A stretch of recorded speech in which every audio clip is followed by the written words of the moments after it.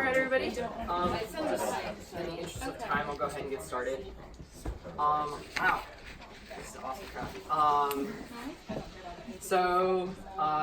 Kind of starting things off, thank you all so much for coming. My name is Will Freund, and professionally I am the wildlife education specialist out at the Outer Banks Center for Wildlife Education, way up in northeastern North Carolina, about 20 miles from the Virginia border and about 100 yards from the beach. So like just go north and then go east and then just keep going until you hit water or horses. Don't hit the horses though.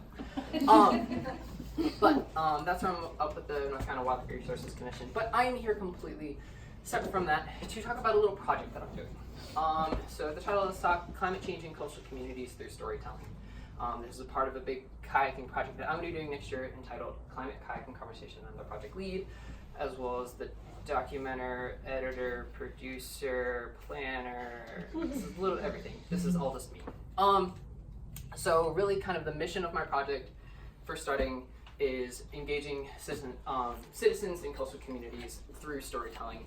That I'm going to go to these areas and I'm going to be recording interviews with people, recordings, whether it's audio or video, in kind of two goals. So record videos of these individuals, as well as I also, if it wasn't just that, I also want to go into those communities and present citizen science projects to allow them to become engaged in those communities.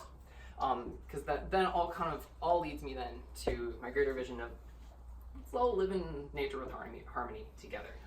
Because that's really what I'm out there to do. I'm not out to kind of spew facts and just be like, climate change, this is scary, everybody should believe in it. Because that we've all probably had those kind of moments where you try and talk to science or climate change or anything, people and immediately just shut down.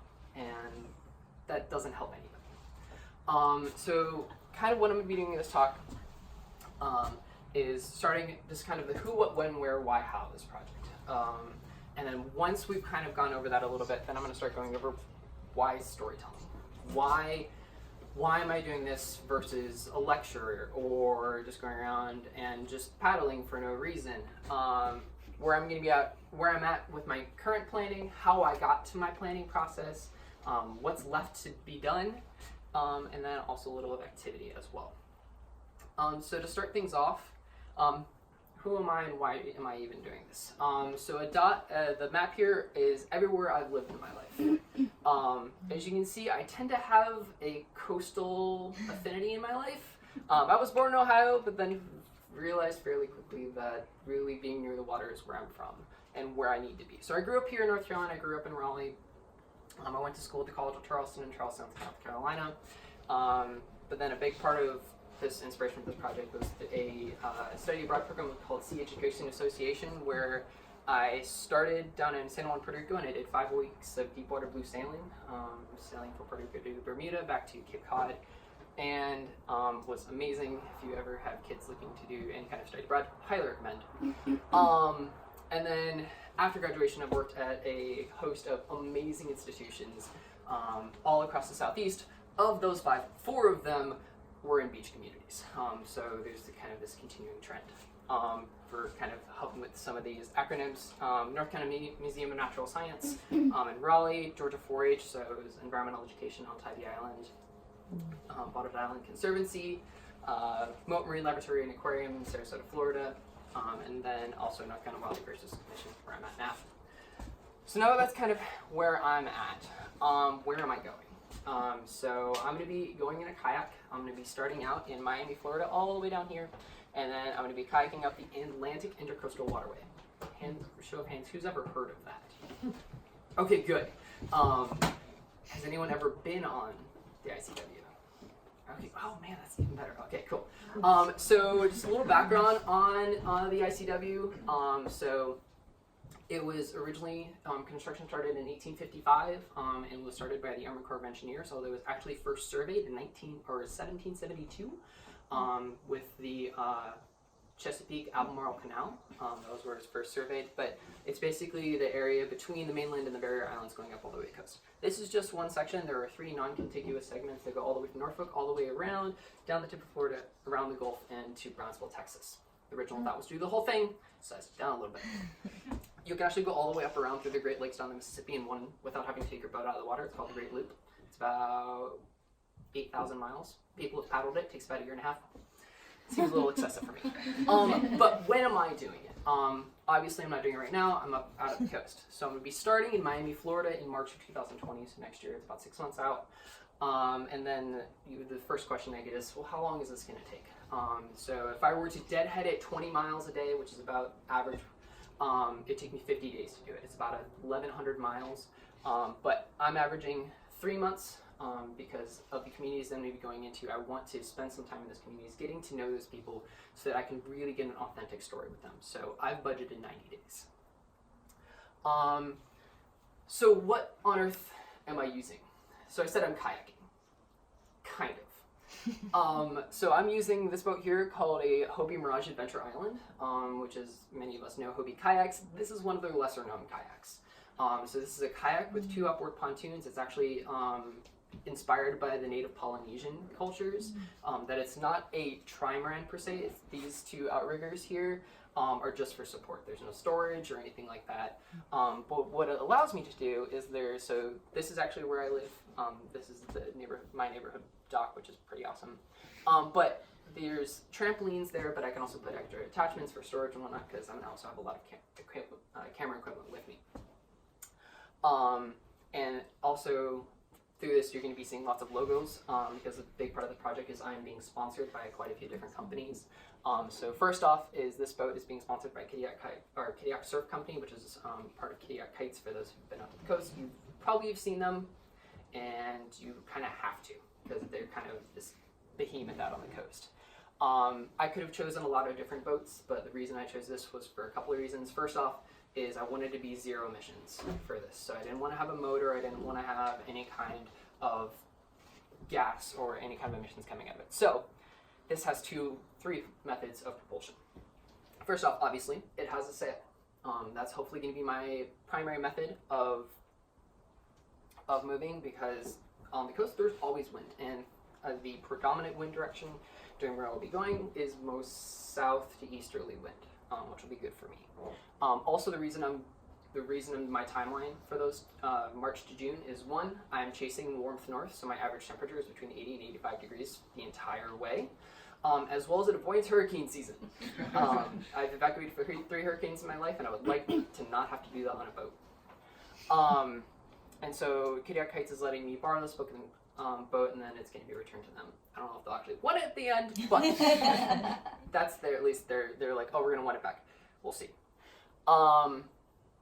And so I've got lots of attachments that I'm putting on this to hopefully record a lot of this. So this I'm not going to spend a whole lot of time on, because we're all fairly well science educated here. But just kind of 2 facts that I like to kind of throw out is, first off, 50% of the United States lives in a coastal county. That's a lot of people, and that's just in the United States. They're predicting, anywhere from 1 foot of sea level rise in really conservative numbers, upwards of like 8 to 10 over the next 100 years in some areas. And so we might be thinking, oh, like, even if you're an hour in from the coast, there are rivers back up. And so sea level rise is really a threat, not just to coastal communities, but really the whole coastal county, as well as annual occurrence high tides, high tide flooding. This was a big thing for me. I lived in Charleston. I would be sitting in class and it's a blue sky and it's high tide and my phone goes up, flood warning. Roads would just get washed out at high tide, and that's happening more and more all across the eastern seaboard, particularly cities like Miami, Wilmington, Charleston, and that's just the beginning.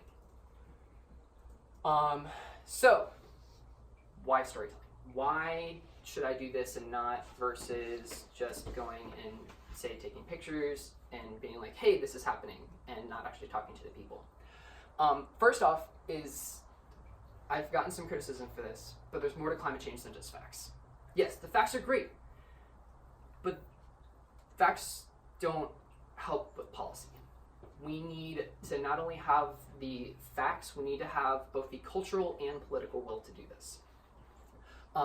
And so allowing me to get these stories gives that chance to people to get involved, get engaged of, hey, these things are happening in my community and nobody's doing anything about it.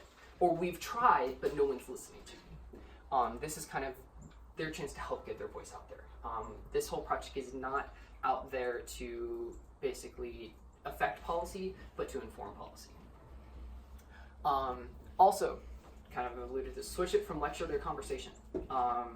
We've all had this, especially with teaching, that you sit there talking, and about 5 minutes in, and half the class is just glazed over. But if you're able to engage with them all the time, ask them questions. How do you feel? What is it like? Those kinds of things allow people to tell their own personal side of it. And when you're able to engage personally, you're able to get a more authentic response. Lastly, I've already said this, the culture of climate change. Science is good, but we need to have the culture of it. I mean, I'm just going to throw it out there that we literally had a president that just denied climate change. We had the climate assessment, the UN climate assessment came out last year, and just flat out said, I don't believe it. And so we need to have politicians we need to elect politicians that are not just going to believe in the facts, but believe in the people. So the stories. How am I going to get these stories? What am I going to be doing? First off, these are going to be video or audio recorded, because I know there are a lot of people who are like, oh, I'll talk to you, but I don't want you to have my face. So I want to have both of those available. With who? Who am I going to be talking to? And that's going to be really tried with the varied backgrounds. So local politicians, local activists, fishermen is going to be a big one. Young people, old people. I mean, really the whole gambit. Because if I kind of stuck to my wheelhouse of all of my friends, I'm preaching to the choir, and it's just going to be the same thing over and over. I'm really trying to look for different responses. I'm really looking forward to, okay, in this community, what are they worried about? This community over here, what are they worried about? Are they the same? Are they different? And I'm expecting there'll be some commonalities, but I'm also expecting there'll be some differences. So kind of some of the questions that I'm going to be asking. When did you move here? Did you move here last year? Did you like the beach? Or were you a family that moved out here on the Outer Banks 40 years ago? What was it like back then? How has it changed? And then also, what are you worried about? Because for some, it might be every time it rains, my street floods. Others, especially here in North Carolina, some of the lowest lying industry across the eastern North Carolina is wastewater treatment. It's also the first to flood, which means that as soon as wastewater treatment floods, every single water industry around, you can't use the water. So how does that affect the local community? Of using things to cook, to clean. Even also then job security. That if things get flooded out, what does that mean for your family? Especially in these wastewater treatment, that also tends to be those are low-income communities. So if you can't use your water, you can't travel, and you're out of a job, what does that mean? And then also, what, if any, changes have been done? What has been done in your community? And then also following up with, what do you want to see be done? Have there been any proposals put out? And I'm really looking forward to people either saying, yes, things have been done, or we've tried, or we've done nothing. And that could be, we've done nothing because we haven't cared, we haven't had the money. It really will depend on the community that I go to. Now, coming over here, this is a lot of the video and audio equipment is being sponsored by a local video production company called Ignite Life, which is a part of Ignite Films, which is an old friend of mine out at the Outer Banks that his whole mission is highlighting individuals that basically forego the 9-to-5 to make the world a better place. So he's sponsoring me a lot of the video and audio equipment as well as editing on the back end. So if telling you stories weren't just enough, a big thing that I want to do is I didn't want to just go into these communities and be like, tell me your stories, tell me your woes, what's going on, how do you feel, cool, thanks, bye. Because I feel like at that point, they're not left with anything. I mean, I'm going to be posting these videos and they can share that around, but that doesn't allow them to take charge of anything. And that's really where the videos will kind of help public get an idea of it, but I want to leave them with something to do it as well. So what I'm going to be doing is in a couple of these locations, I'm going to be presenting citizen science workshops to allow communities to become engaged in the local environment, and I've chosen 3. First off, which we are all many aware of, iNaturalist. And you'll see with all 3 of them I've chosen, each one of them highlights a different type of science. So for iNaturalist, organismal biology, whether that's anything that you want that's organism, you can use iNaturalist. Another one is Globe Explorer or Globe Observer and King Tides Project. Is anyone familiar with Globe Observer? I was expecting.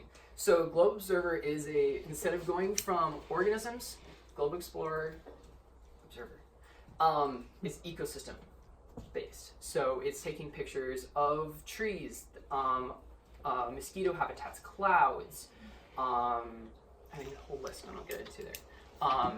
And then also King Tides Project. I know not a total ton of coastal people, but King Tides Project is all about documenting instances of king tides. So I'll go through this one fairly quickly. Is iNaturalist observations of literally anything, sharing with fellow naturalists, and discussing your findings. I use this all the time. That my biggest use for it is I have no idea what this is. iNaturalist helped me because they have that identification tool. And so if they're able, if communities can use this to get out, that even if they do it for the same thing for me of, oh, I don't post all the time, but instead of being like, oh, it's just a bug and shooing it outside, or they see some animal or some plant, they're able to start identify it. Once you start to identify, you can start engaging with it. When you engage, you care. Globe Explorer, Observer. So there's a Globe Explorer also program that is also really cool. Globe is an acronym, and this is a support of Earth system and NASA satellite research. And one of my favorite tools is actually, they just came out with it, was the tree tool. That you stand in one place, a distance away from a tree, you take a picture of the tree, then you count how many steps to that tree, and then it immediately can tell you how tall the tree is. And the reason they do that is because that data then goes to NASA satellite data that then basically is ground truthing, because NASA is able to basically map the topography of a forest, and this is just helping them ground truth, okay, how accurate are results? And the more they have, then the more accurate that they can be. And that one just rolled out this year, so I'm excited to start playing with that one. Both of these do require having the app, and putting in your observations that way. However, King Tides Project does not require an app, and this is one that I'm going to really be pushing for the coastal communities, because they need 3 things. That's it. They need a photo, a date, and a time. And this is just a web thing where you can put it in. You can put in more data, but that's just the main 3 that they need. So first off, I just want to ask a question. King Tide. Show of hands, who knows what a king tide is? A little bit, yeah. Total gray area. So we know high tide, low tides. Spring tides is when we have a full moon, and so then we have the gravitational pull pulls it a little bit higher.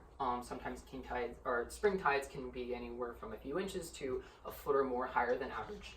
King tides happen about twice a year. King tides are extremely high tides. These happen particularly around eclipses.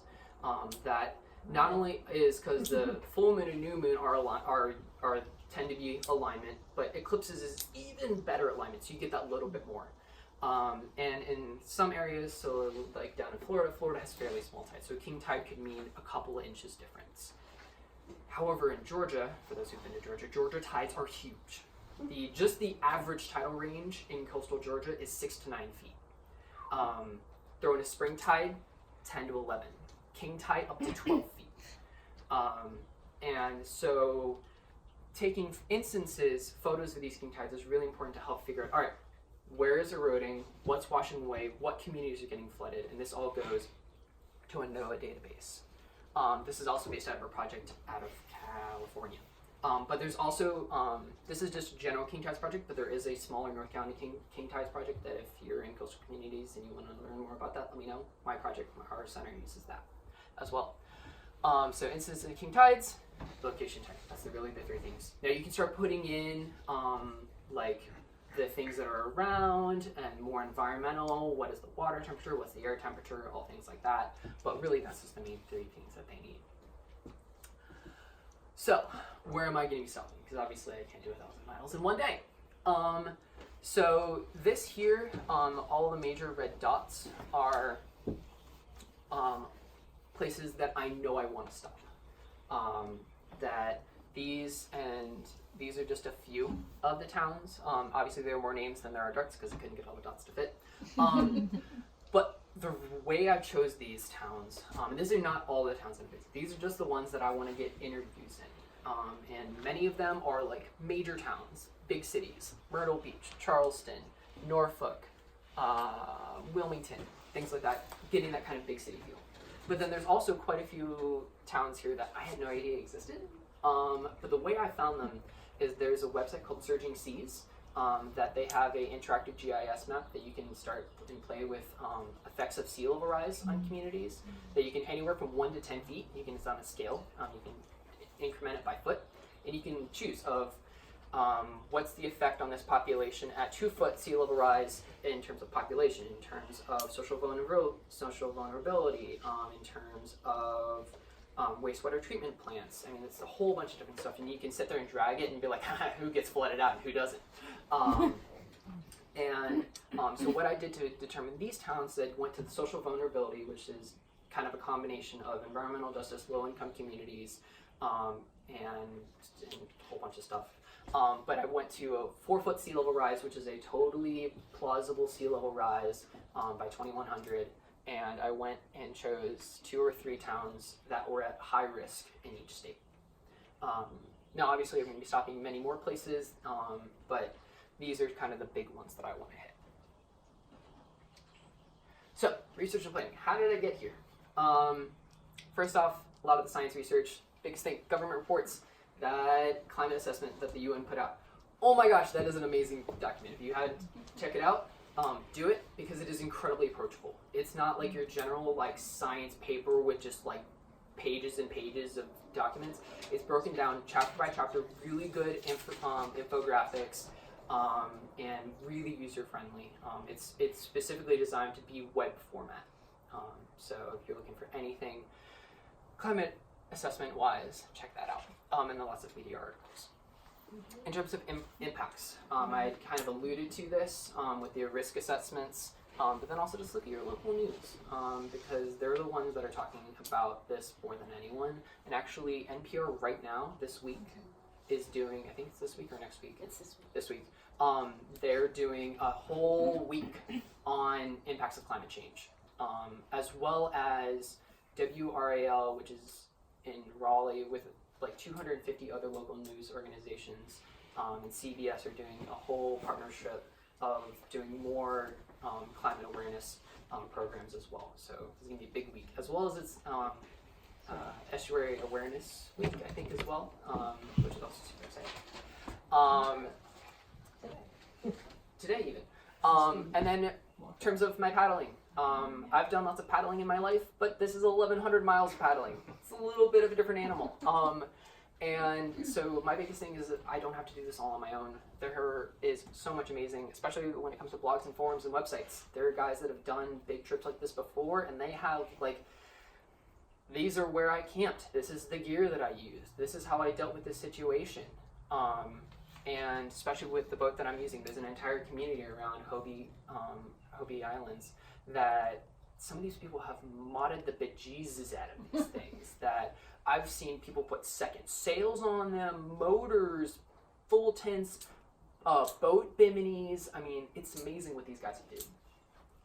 So really using all of that to kind of inform myself. And then lastly, my networking. This project is not, I will say right up front, I did not do this by myself. This entire project has just been me going up to a bunch of different people and being like, hey, here's my project, what do you think? And I try and get as much of a diverse. I've talked to people in every single one of these categories. First one was my family, obviously. But every single kind of backgrounds. Everyone from state government to national government to artists, activists. And every single one of them is, hey, had you thought about this? When I first started, it was, no, I hadn't. Thanks for adding 3 more days to my work, but good to know. But I'm starting to get to the point now where more and more people are like, hey, have you thought about this? And I'm like, yes, I have.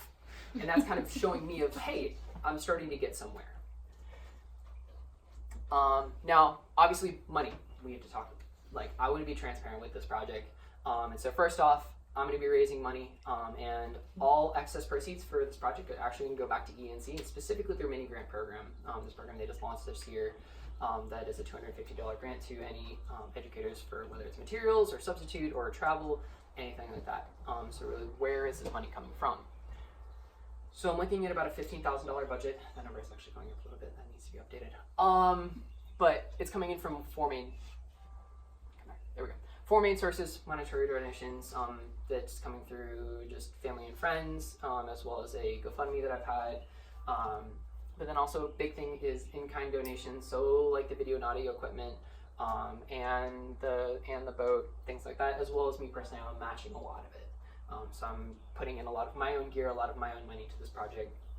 Basically, like, you don't have to fund all of it, I'm helping out as well. And then, how did I come to that number? It was both a lot of gear, big chunk of that is gear, but then there's other things they may not necessarily like think about, of like website hosting. That's not exactly cheap. Like a host a website, if you're looking at building a website, to host a website for a year is about $150. So that money has to come from somewhere. Travel and lodging, coming to conferences, all those things like that are all numbers that you have to put into it, that it's more than just the gear. And it's not even including food. So, now, this has been also my first project. So there was a lot of lessons learned. This is pretty much an entire crash course in business management, and I cannot be more thankful for it. First off, this is for anyone that is thinking to do a project. Anything that you are passionate about is worth doing. Now, with my project, I kind of jumped off the deep end, threw myself into the frying pan, got out, climbed back to the top, and jumped off again. I'm biting off a lot. But I also want to kind of give this talk as an encouragement that anybody can go and do a project like this. It doesn't have to be big like this. It can be in your neighborhood, in your home, in your community. It can be a day project, a weekend, a week, a month. That I didn't know I was doing this project until Thanksgiving of last year, when I was daydreaming. That's literally where this came out of, me daydreaming. And then someone said, what if you actually did that? And I was like, oh, well, I mean, I don't know. And they're like, well, what commitments do you have? And I'm like, nothing really. And they're like, well, I guess you're doing it then. And so from there, I kind of just committed. And so it really doesn't have to be anything that, it could be the lifelong dream we've had of like, oh, I've always wanted to do this. You can do it. That it just takes really that first step of, I'm going to do this. And more than anything, having a support network is one of the most important things. It doesn't have to be your family, it can be your friends, it can be a coworker, whatever it is, telling them, yes, you can do this. You can really do that, and people really do want to hear about it.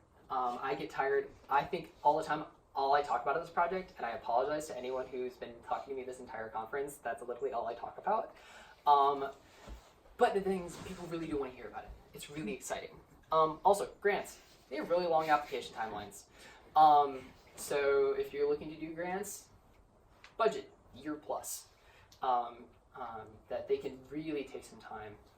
But thankfully for me, a big part of this I just have to call out, speaking of grants, is for me, and since I have no conjoining company, people are not going to give things just to Joe Schmo for a project. So the big thing that if you're looking to do grants just by yourself, find a partnering nonprofit that they're going to basically sign off that, yes, we take liability for that. And for me, that is going to be Environmental Educators North Carolina. So they are my sponsoring nonprofit. And it goes for any kind of money donations, gear donations, grants, that all has to go through a nonprofit. Also, be a squeaky wheel. Call until they say no. Because especially if you're looking for gear sponsorships, like Patagonia, REI, Great Outdoor, they get thousands of these every year. And so the things you have to do is, one, find something unique. Two, be open and honest. Don't just be like, hey, give me stuff. And just keep going. They get so many of them, it gets bogged down. And I've definitely run into that. But in the end, eventually someone will say yes. Don't just keep asking one person and wait and wait and wait and wait. Ask like 10 people at the same time, and then eventually one of them will get back to you.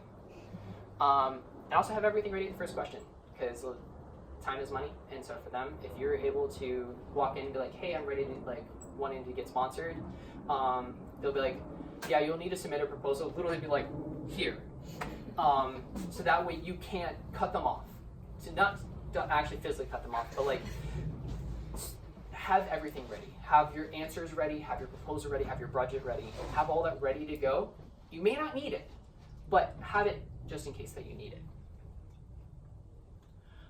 Some of the things that still need left to be done. I need more equipment. It's coming. Establishing direct contacts in communities. This is a big part that I'm totally not experienced in, but I'm slowly working on, is getting into those communities, being like, hey, who should I talk to? Getting into local community groups, local environmental groups, kind of establishing those contacts so that when I end up in those towns, I'm not just like a fish out of water. I can have somebody meet me at the docks. I'll be like, hey, welcome. Let me go have you meet this person. Here, let me go have you come stay at our facility. Come talk at one of our facilities. Basically, build a relationship before I get there. And that's really going to streamline things down the road. Recording more stories and interviews. This is going to be kind of an activity at the end, as well as I've got a lot of my equipment here that if you have a story that you want to share, or you know somebody that has a story that you think they might want to share, let me know. I will be around to, if you want to record a story while you're here, I would love that. No pressure for anybody. But I will also leave my contact information as well, that if you have anyone that contacts in any of the areas that I'll be going to, or people that you think would really benefit from talking to me or me talking to them, I'd be happy for that as well. And then just get on the boat, because I want the boating to be second nature so that I can focus on everything else. I've been out twice already. I couldn't go boating last week. There was bacteria advisory, but now that's been lifted, so we're all good with that. So kind of starting to wrap things up here is the impact. What am I going to do? I'm going to try and do 5 interviews in each state. So that's then 25 total. I want to try and plan 3 to 4 of them, but then leave 1 to 2 of them open to just sporadic. I'm having lunch on a bank somewhere and I start chatting with somebody, or I meet a fisherman, or I meet a local boater. Leave that open to, hey, I really like your conversation. Would you be open to having an interview? A big group of, I'm actually going to be, I'm technically boating the solo, but I will not be alone, because the ICW cruising community is huge, that people literally just go up and down the Intercoastal Waterway every year, that they spend their summers up north and winters down south. And I'm actually, when I'm going north is when everybody else starts going north. And actually that's actually because of a tax law, that if your main resident is your boat, then you have to be north of Cape Hatteras, otherwise you get put in a higher tax bracket. So yeah, don't understand all of that, but I'm sure I will learn all about it. And then I want to do 1 of these citizen science workshops in each state that I visit. And so that's hopefully going to be partnering with local environmental groups. So I'm planning on contacting anything here in North Carolina, all sorts of places. One of them actually might be Walnut Island Conservancy. I've chatted with them a little bit. And then South Carolina, my alma mater, College of Charleston. They were right on the harbor there. In Georgia, I want to be with the Georgia 4-H program most likely. And as well as down in Florida, there's the Loggerhead Sea Turtle Research Center in Jado Beach. So that's kind of my ideas right now. But that will definitely change. Video and photograph highlights along the trip. You guys can follow me. I've got all sorts of social media accounts and websites that I'll have at the end. And then also, this is all going to become a documentary. At least, we'll see. That's at least the goal, at least right now. I've never done one of these before, but I feel like it's the best way to preserve these stories. That each story will be individually archived, as then I'll also have highlights of each one, as well as video and kind of adventure stuff along the way. And I'm hopefully going to take that to documentary film festivals next year. So, kind of want to turn around. This is kind of my story. This is why I'm doing this. But I have a feeling that a lot of us have different stories of ways that climate change has impacted our lives as well. And I want to kind of open the floor here to anyone that's heard it. It doesn't have to be coastal. It can be anything from where you grew up to somewhere around here, and it can be in any subject. It can be environmentally, culturally, economically, politically, or personal stories that you have. Because the whole Goals Project, I just want people talking about it. Because when you start talking about it, you start caring. When you care, you want to take action. That I'm not trying to change the minds of everybody. I just want people talking about it. I know I'm going to get stonewalled by a lot of people because I'm going through some very small towns, rural towns, conservative towns. And so there's definitely going to be a lot of stonewalling that I'm getting. And so I'm not going to try and force my way. I just want to talk. And so that's kind of how I want to approach this. And I kind of want to open the floor. Does anyone have any stories that they want to share? Wow, no one's been affected by climate change? I can go. Yeah. I live in Beaufort, and I have a house that is pretty close to the salt marsh. And then every time there's a king tide, I watch the water get closer and closer to my house, and it's pretty scary. Especially thinking if a hurricane were to come in on a king tide, that's like my worst nightmare. So, yeah. And then my neighbors, and I worry about the community as a whole, and what happened at Overcook. So, yeah. The outpouring of support has been amazing. I'm in a bunch of Outer Banks groups, and it's been the amount of donations and support for the Overcook community has been incredible, which is good. They're fixing the pier as well. The Nags Head Pier got demolished half of it, so they're going to be rebuilding that as well. Thank you for sharing. I can go. I'm actually from California. Have you guys heard of Paradise, the town that burned down? So that's where the majority of my family's from. So it's not water related, but it is climate change impacted, and so they lost everything, and it's just kind of brushed off, blamed on Californians, not on climate change. So that's how it's impacted me. I was working at Mount Mitchell on a detail. I'm a park ranger up in the high country, and I went to a campsite. There was nobody there, but there was a timber rattler there, and I told the superintendent, "Hey, there's this timber rattler here." And he's like, "It's not a timber rattler. We don't have timber rattlers up here. We've never seen a timber rattler up here." And we took pictures of it and identified it, and sure enough, it's the highest recorded timber rattler east of the Mississippi now. And kind of makes me think of that snake trying to make its way to a cooler climate, and it doesn't have anywhere else to go now. And we're seeing records of that all across the state of more and more species. I mean, there was an article that just came out with the North Carolina Wildlife Resources Commission that we had the highest number of wood stork nests ever in North Carolina. And yes, they're endangered, but also like normally wood storks tend to be farther south, and now we're getting more and more wood storks. Yes, that's good for the population, but also what does it say about the local climate as well?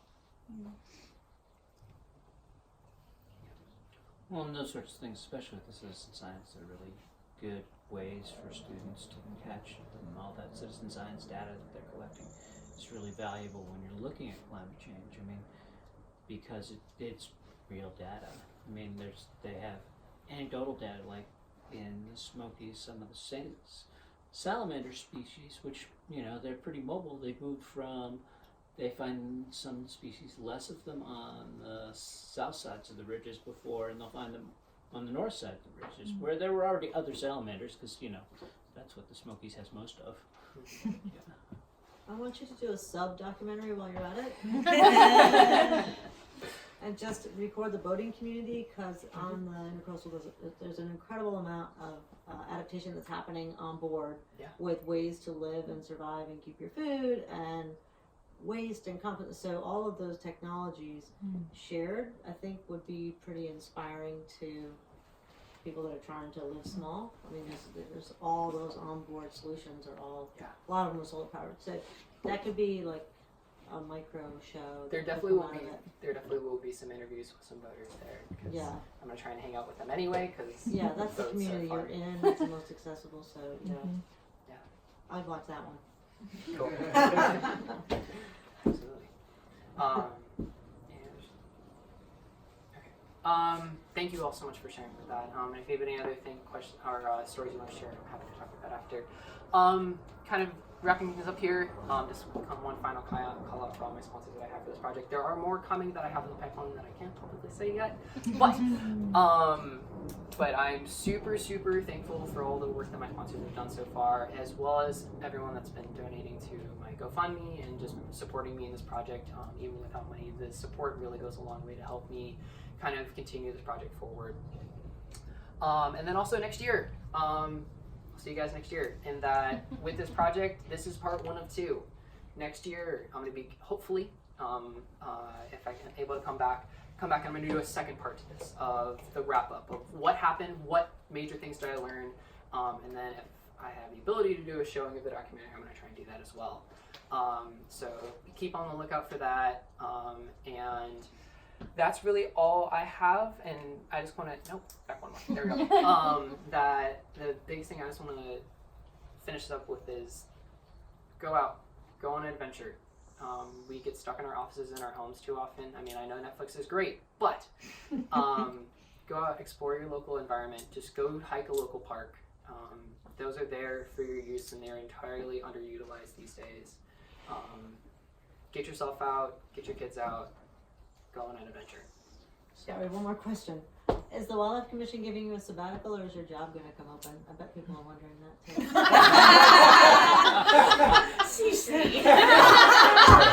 I can ask, right? I'm the only one in the room who can ask that question. So yes, my position will be opening up. So yes, I'm. Is there a way to get a sabbatical? I want to know that. That's it, really. Yes, I'm not going on sabbatical. I'm kind of plans after. So I've got my project of March to June. After that, I'll be taking probably a month off to really deadhead myself and get this wrapped up, and then I'm actually going to graduate school. Wow, congrats. So it's not official. Like I haven't got accepted anywhere, but I'm looking to go pursue a master's degree in ornithological research. Yes. So, but thank you guys. Wait, well done. Anyone have any questions? Yeah. Well, 2 parts, but have you heard of Rising in Sea by chance?